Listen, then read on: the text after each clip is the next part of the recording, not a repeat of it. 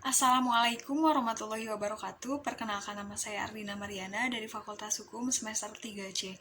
Di sini saya akan mereview jurnal mengenai hukum administrasi negara oleh dosen Bapak Dr. Dedi Mulyadi SMH beserta asisten dosennya Bapak Dr. Muhammad Rendi Aridayandi SMH. Yaitu Oratio Dis, Tantangan Ilmu Hukum Administrasi Menghadapi Perkembangan Konsep Negara Hukum di Indonesia oleh Kurniatmanto Sutoprawiro. Berdasarkan jurnal tersebut, menunjukkan perlunya perumusan kembali pengertian negara hukum serta peranan hukum pada umumnya dan hukum administrasi pada khususnya. Kapitalisme dan konsep negara hukum klasik terbukti tidak memuaskan. Marx dan para pengikutnya mencoba memberi alternatif yang lain. Akan tetapi, komunisme dan konsep negara sosialis model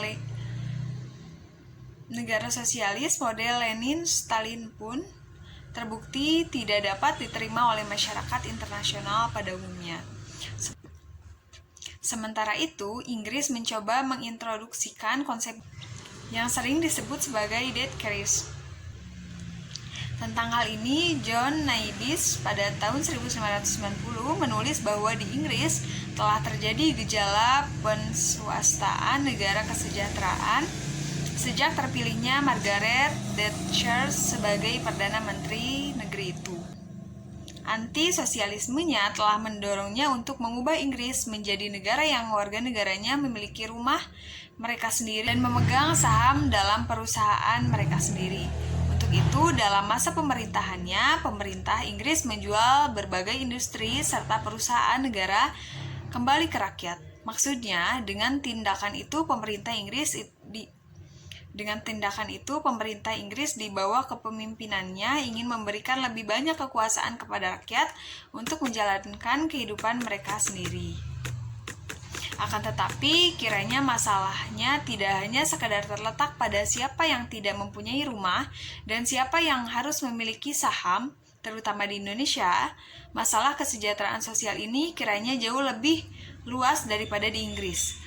Tantangan seperti yang terurai di atas kiranya memerlukan perhatian yang besar dari pihak penyelenggara negara dan segenap lapisan masyarakat Indonesia.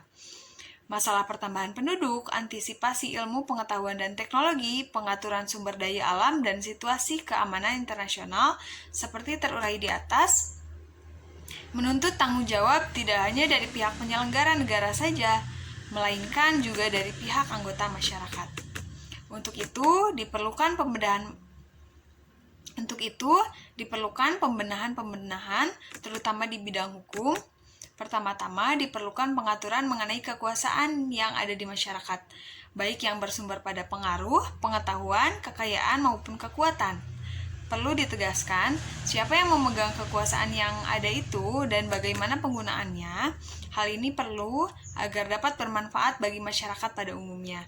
Artinya, masalah yang dihadapi oleh negara hukum dewasa ini tidak lagi sekedar masalah kesenjangan kaya miskin, untuk kemudian menjadi pihak penyelenggara negara mencoba untuk menyelenggarakan keadilan sosial dengan phrase Emerson-nya.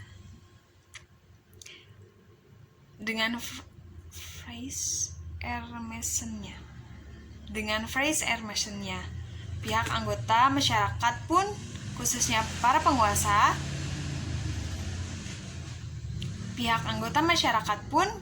para pengusaha dituntut untuk lebih peduli pada lingkungan sosial dan alamnya. Bukan zamannya lagi untuk meletakkan tanggung jawab pengaturan masalah sosial seperti tersebut di atas kepada pihak penyelenggara negara semata-mata, sementara para penguasa itu justru mempergunakan pengaruh ekonominya untuk memperkaya polisi penyelenggara negara untuk kepentingan pribadinya dengan alasan demi kepentingan umum yang celakanya tidak pernah jelas. Mereka pun memperoleh fasilitas dari rakyat. Oleh karena itu tidaklah pantas jika mereka menyalahgunakan kekuasaan atas fasilitas itu untuk kepentingan mereka sendiri. Sekian review jurnal yang dapat saya sampaikan. Kurang lebihnya mohon maaf. Wabillahi taufik wal hidayah. Wassalamualaikum warahmatullahi wabarakatuh.